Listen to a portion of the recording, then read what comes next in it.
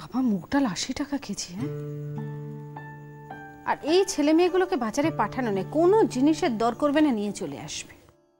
এই দেখো, পোস্ত 200 গ্রাম লিখেছি, ও 200 গ্রামই নিয়ে চলে এসেছে। কেন রে? একটু বুদ্ধি খাটাবে না? ওই জন্যই বলি, হাতে এসে 20 টাকা কেন দিলে? এতগুলো টাকা দিলাম জিনিসপত্র। কি হলো গো? কি হয়েছে?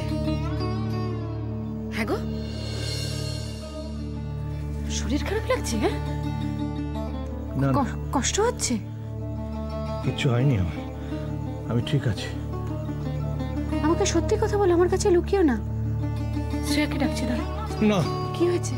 না, খুবই তুমি ডাকবে না। আমি ঠিক আছি, আমি ঠিক আছি। কি হয়েছে? তোমাকে তো এরকম কোনোদিন দেখিনি। কেউ কিছু বলেছে? কারোর সঙ্গে ঝগড়াঝাটি হয়েছে? হ্যাঁ গো।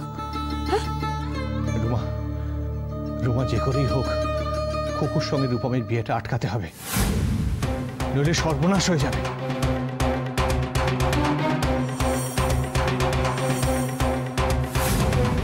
কি বলছো কি তুমি? এর কাছাকাছি আমি ডুবতে রাজি আছি, আমি ডুবতে রাজি আছি তোমার খোলা হাওয়া লাগিয়ে পালে। আরে তুমি কখন এলে? তোর গানের মুডটা আমি নষ্ট করে দিলাম না? আর কি গান? না, আসলে ওই বৌভাতের রিসেপশনটা নিয়ে তো একটু আলোচনা করার দরকার। রুদ্রনাথ মিত্রের একমাত্র ছেলের বিয়ে, তা তো যেমন তেমন করে হতে পারে না। কিচ্ছু চিন্তা করো না, সব ঠিক হয়ে যাবে। তুমি শুধু আমাদের আত্মীয় স্বজনদের তাড়াতাড়ি আসতে বলে দাও, মানে যে যতটা তাড়াতাড়ি পারে। আমরা তো ছেলের বাড়ি, আমাদের তো কোনো ঝামেলাই নেই, শুধু খাওয়ার অ্যারেঞ্জমেন্টটা করতে হবে ব্যাস। আরে হ্যাঁ, এই খাওয়া দাওয়ার আলোচনাটি তো করার দরকার। আমি আবার ভেবেছিলাম যে কোনো 5 স্টার হোটেলে অ্যারেঞ্জমেন্টস করবো, কিন্তু আমি দেখলাম না, এটা হোটেলের মধ্যে ভালো। এই যে প্রবালের রিসেপশন হলো না, ওই রকম না, অন্য রকম কিছু একটা। একদম ঠিক বলেছ। এই হোটেলে বিয়ের রিসেপশনটা এটা কেমন একটা লাগে, লোকজনও অদ্ভুত। আসে, গিফট দেয়, খায় দায়, চলে যায়। এইরকম বিয়ে আমার পছন্দ না। বিয়ের বাড়ি আর জন্মদিনের বাড়ি একটা পার্থক্য থাকবে না? এক বাড়ি থেকে মালপত্র টেনে নিয়ে যাও, তো দুজনে মিলে সেজে গুজে পুতুলের মতো বসে থাকো, গান নেই, মজা নেই, আত্মীয় স্বজনের ছোঁয়া নেই, বোরিং পার্টি। না, আর একটা কাজ করা যায় রূপম। আলিপুরের দিকে 2-1টা বাংলো বাড়ি আছে, তারা বিভিন্ন অকেশনে ভাড়া টাড়া দেয়। তুই যেরকম চাইছিস সেটা কিন্তু সেখানেও হতে পারে। না না, আমি যেটা চাইছি সেটার জন্য না, সেটা বাড়িতে দরকার। বাড়িতে? বাড়িতে এই সমস্ত অ্যারেঞ্জমেন্ট কে করবে? আগেকার দিনে কারা ম্যানেজ করতো? আত্মীয় স্বজন। আরে সবাই মিলে হই হই করে বিয়ের কাজটা তো করে ফেলতো। আত্মীয় স্বজন? হ্যাঁ, দূর। আত্মীয় স্বজন, আত্মীয়ই আছে, স্বজন আর কেউ নেই। সেও তো আমাদের সময়, বুঝলি, জয়েন্ট ফ্যামিলি, 51 পরিবার, সকলে মিলে হাত ধরাধরি করে কাজ করতো, কত বড় বড় অনুষ্ঠান কি সুন্দরভাবে হয়ে যেত। সেটা পাবি এখন তুই? তুমি যাই বলো, এই যে অনেকদিন আগে থেকে লোকজন আসতে শুরু করে, হাসি ঠাট্টা, গল্প গুজব, একসাথে খাওয়া দাওয়া, কে কিভাবে সাজবে সেটা নিয়ে আলোচনা, এটার যে মজা না, এটা কোথায় পাবে বলো? তুমি ভাবো, আমাদের এই বাড়িটা আলো দিয়ে সাজানো হয়েছে, মেন গেটে নহবত বসেছে, ছাদে ভিয়েন, গরম গরম মিষ্টি নামছে, আর যেই নামছে বাচ্চারা টেস্ট করার জন্য একবারে হুড়োহুড়ি পড়ে যাচ্ছে। মারা পাট ভাঙা তাঁতের শাড়ি গয়না পরে ঘর আলো করে ঘুরছে, আর মেয়েরা শুধু একে অপরের গায়ে পরনিন্দা করার চেষ্টা করছে। ভাবো একবার, এইভাবে বিয়েটা বাড়িতে হলে না, দারুণ। চুপ করে থেকো না রুমা, কিছু অন্তত বলো। কি কথা বলবো আমি? যা বলো সব তুমি বলে দিয়েছো, শেষ কথাটা তুমিই বলেছো, তারপর আমার কোনো কথা বলার সাজে না। এভাবে বলো না রুমা, কথাটা শোনার পর থেকে খুকুর মুখের দিকে আমি তাকাতে পারছি না। একবার ভাবো তো রুমা, ও কতখানি বুকে পাথর রেখে আমাদের সুখের জন্য এই বিয়েটাকে মেনে নিয়েছে। তোমার জ্ঞান বুদ্ধি সব লোপ পেয়েছে, বুঝেছো? সব ঠিক হয়ে গেছে, বিয়ের দিন ঠিক হয়ে গেছে, রূপমরা ওদের আত্মীয় স্বজনদের ফোনে জানিয়ে দিয়েছে। আর এখন তুমি কি ভাবছো? না তোমার মেয়ে কার সঙ্গে ভালোবাসা করেছে সেটা নিয়ে তোমার মাথা ব্যথা করছে। আরে বাবা, ওরকম ভালোবাসা কলেজ জীবনে সবার হয়। বিয়ের পর স্বামী স্ত্রীর মধ্যে যে ভালোবাসাটা হয় সেটাই আসল ভালোবাসা। আগের ভালোবাসা তখন আর কেউ মনে রাখে না। তুমি যদি এখন মেয়ের হাতে হ্যাঁ মেলাও আর নাতে না মেলাও, তাহলে লোকে তোমাকে ছি করবে। আর ভদ্রলোকের কথার একটা দাম নেই। আমরা রূপমের বাবা মাকে কথা দিয়েছি, তার কোনো গুরুত্ব নেই। যে মানুষটা তোমার বিপদের দিনে ওইভাবে তোমার পাশে এসে দাঁড়িয়েছেন, তার বন্ধুত্বের কোনো প্রতিদান দেবে না তুমি? চুপ করো রুমা, তুমি জানো আমি কি, তাহলে এভাবে কেন আমাকে আঘাত দিচ্ছ? আরে আরে আরে আরে, তুই তো আমাকে নস্টালজিক করে ফেললি। হ্যাঁ রূপম, তোর মা ঠিকই বলে, তুই সত্যিই বড্ড আবেগপ্রবণ। না, আমার একটা জিনিস মনে হচ্ছে জানিস, এই আজকালকার দিনের ছেলেরা তারা পুরোনো দিনের সব ধ্যান ধারণা একেবারে ধারে না, কিন্তু তুই তো একেবারেই অন্যরকম। না না, তুমি বলো। তুমি আমাকে দুটো জায়গার কথা বললে অ্যারেঞ্জমেন্টের জন্য, আর আমি তোমাকে একটা জায়গা বললাম। কোনটা ভালো বলো? বাড়ি, অবভিয়াসলি বাড়ি, এর কোনো অল্টারনেট নেই রূপম। হতে বাধ্য, ওল্ড ইজ গোল্ড, এমনি এমনি বলে না, বুঝেছো? ওকে ওকে ওকে, আমার একমাত্র ছেলের বিয়ে সেই বাড়িতেই হবে ধুমধাম করে। হ্যাপি?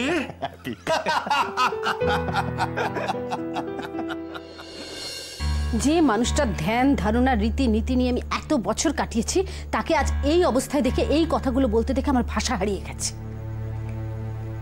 আচ্ছা রুমা, রুমা তুমি পারবে?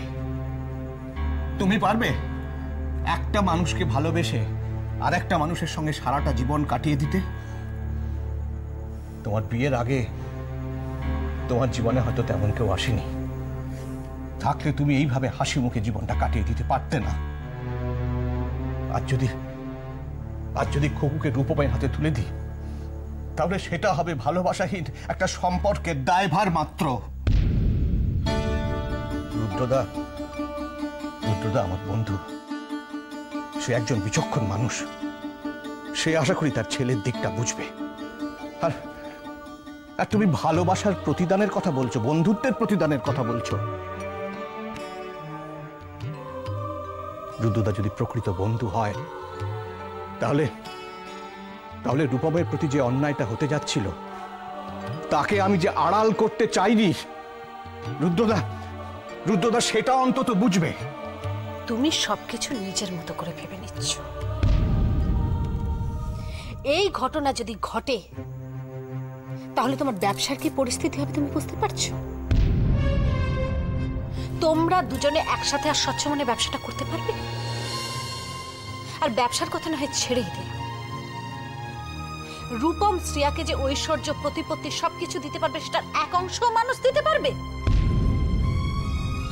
মানুষের থেকে পাত্র হিসেবে রূপম হাজার গুণে ভালো। তোমার মেয়ে ভালো থাকুক, তোমার মেয়ের প্রতিপত্তি হোক, সেটা তুমি চাও না? আমি খুকুকে জানি রুমা, অর্থ যশ প্রতিপত্তি এসব কিছুই খুকুকে টানে না। রুমা ও যে বড্ড ভালোবাসার কাঙাল। অর্থের চেয়ে বেশি দামি জিনিস যেটা ও মানুষের কাছ থেকে পাবে, রূপম সেটা দিতে পারবে কিনা তা আমি জানি না, কিন্তু খুকুর মন জুড়ে মানুষ বসে আছে, তাই রূপমের দেওয়া ভালোবাসাটুকু নেওয়ার ক্ষমতা তার নেই। ব্যাস, এই নিয়ে আমি তোমার সঙ্গে আর একটা কথা বলবো না। এটা নিয়ে যা সিদ্ধান্ত নেওয়ার তুমি নেবে, রুদ্রদা বৌদির সঙ্গে যা কথা বলার তুমি বলবে। আর একটা কথা, কোনো জবাবদিহির মধ্যে আমাকে ডাকবে না, কারণ এটার মধ্যে আমি নেই। তার কারণ হচ্ছে তুমি যে সিদ্ধান্তটা নিচ্ছ তাতে আমার বিন্দুমাত্র মত নেই। রুমা,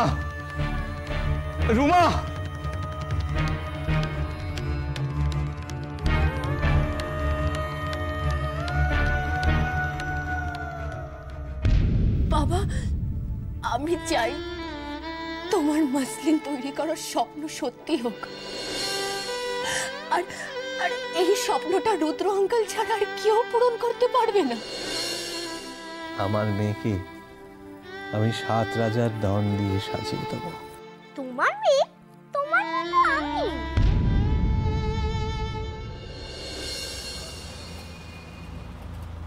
মানস,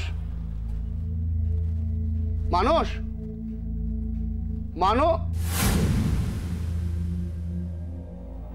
লাগেজপত্র নিয়ে কোথায় চললো দুজনে?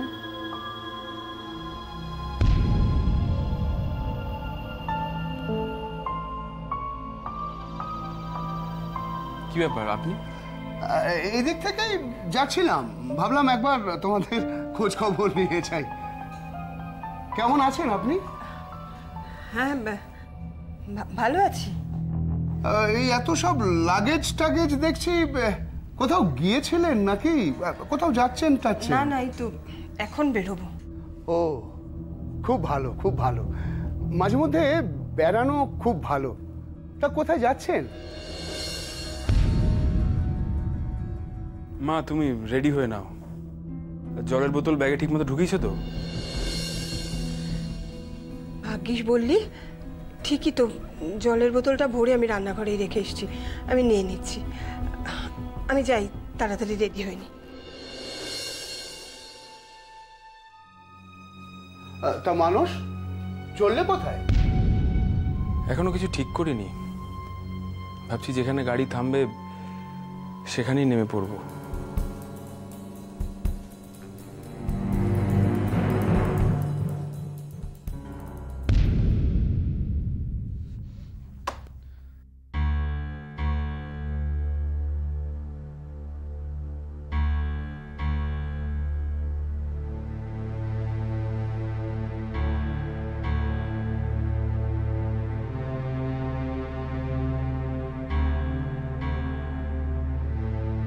এটা কি শুনছি বাবা? তুমি নাকি শ্রেয়ার বিয়েটা দেবে না বলছো? তুই ঠিকই শুনেছিস। তোমার কি মাথা টাথা খারাপ হয়ে গেছে? তুমি নিজের পায়ে নিজে কুবুলটা কেন মারছো? তুমি একজন বিজনেসম্যান, বিজনেসটা তোমার প্রফেশন। তুমি এতটা নন প্রফেশনাল কি করে হতে পারলে? ব্যবসা আমার পেশা, কিন্তু জীবনটা আমার নেশা। নেশা আর পেশার মধ্যে তফাৎটা কি সেটা বোঝার মতো বয়স এবং অভিজ্ঞতা কোনোটাই তোমার নেই। দেখো বাবা, আমি একটা সিম্পল জিনিস বুঝি, পয়সা ছাড়া জীবনের আর কোনো মূল্য নেই। তোমার এই ভ্যালুজ, এথিক্স, এগুলো সব বইয়ের পাতাতেই ভালো লাগে। বাস্তবে এর কোনো মূল্য নেই বাবা, কোনো দাম নেই।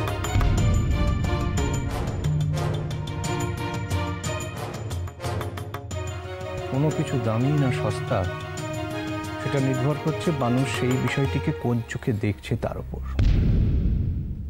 আমার কাছে যেটা দামি তোমার কাছে সেটা সস্তা মনে হতেই পারে। দেখো বাবা, তোমার এই দামি জিনিস যদি অন্যের সুখ শান্তি নষ্ট করে সেক্ষেত্রে তুমি কি বলবে?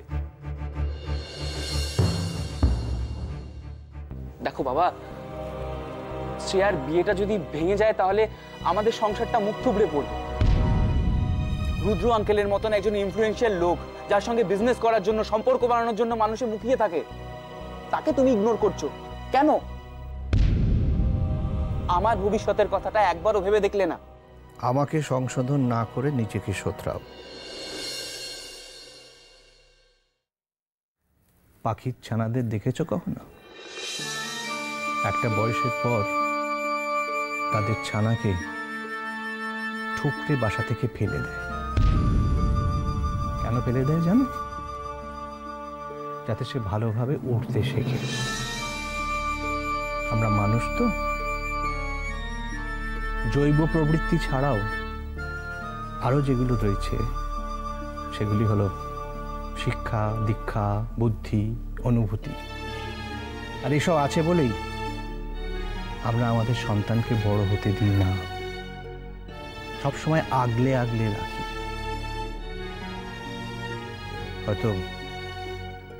হয়তো সেটাই আমাদের বড় দোষ।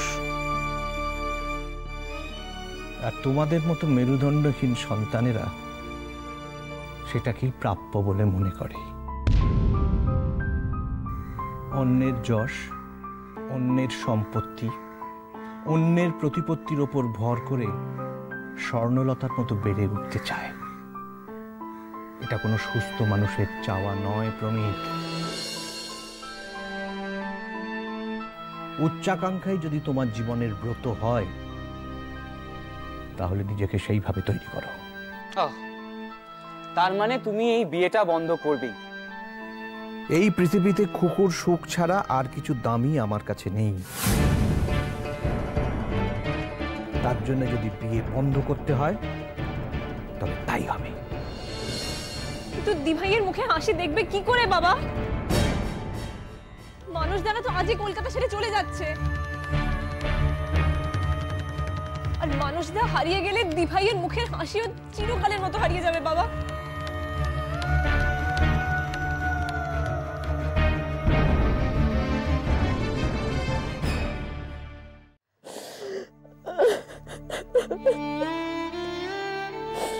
দিভাই এত কাঁদিস না দিভাই, এরপর যে তোর শরীর খারাপ করবে। প্লিজ দিভাই প্লিজ। মানুষরা যে আজকে চলে যাচ্ছে সেটা তুই বাবাকে কেন জানাতে গেলি জেমলি? দেখলি না বাবা ঘর ছেড়ে কিভাবে চলে গেল। রাস্তাঘাটে যদি বাবার শরীর টরীর খারাপ করে তাহলে আমি নিজেকে কোনোদিনও ক্ষমা করতে পারবো না। যদি বাবাকে না বলতাম তাহলে কি আর মানুষদের নাগাল পাওয়া যেত?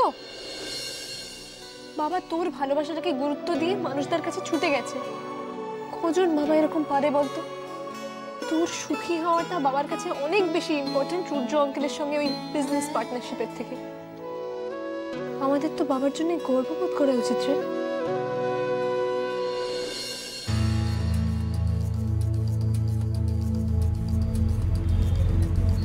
প্লিজ একটু তাড়াতাড়ি চলুন দাদা। তাড়াতাড়ি চালাতে পারবো না, যেতে হলে চলুন, না নেমে যান। না না ঠিক আছে, আপনি চলুন।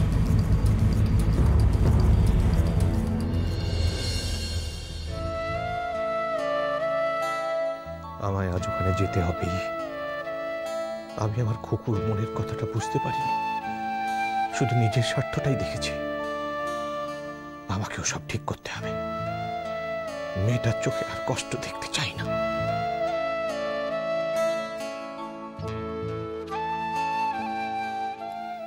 উফ মা, করলে তো অনেকক্ষণ ধরে প্রণাম, এবার চলো, দেরি হয়ে যাচ্ছে তো।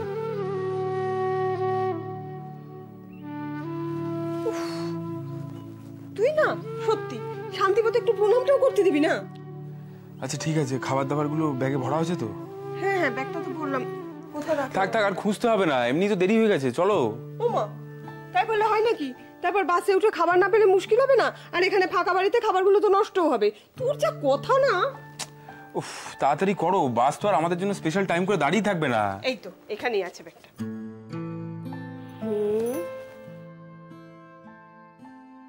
ঠিক আছে রে খোকা, সব নিয়েছি এটার মধ্যে। শান্তি হয়েছে তো? এবার এগো।